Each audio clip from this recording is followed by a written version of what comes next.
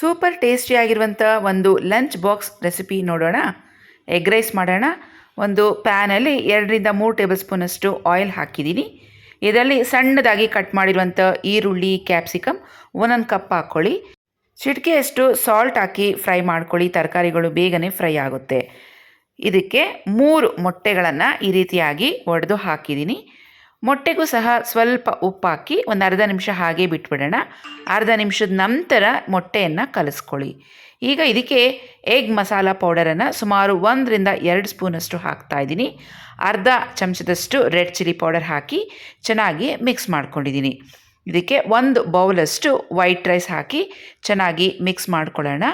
ಉಪ್ಪು ಬೇಕು ಅನಿಸಿದ್ರೆ ಇನ್ನು ಸ್ವಲ್ಪ ಹಾಕ್ಕೊಳ್ಳಿ. ಕೊನೆಯಲ್ಲಿ ಪೆಪ್ಪರ್ ಪೌಡರ್ ಹಾಕ್ಕೊಳ್ಳಿ, ಟೇಸ್ಟ್ ರುಚಿಯಾಗಿರುತ್ತೆ. ಹಾಗೆಯೇ 1 ಸ್ಪೂನಷ್ಟು ತುಪ್ಪ ಹಾಕ್ಕೊಂಡು ಮಿಕ್ಸ್ ಮಾಡಿಕೊಂಡ್ರೆ lunch box recipe egg rice ready.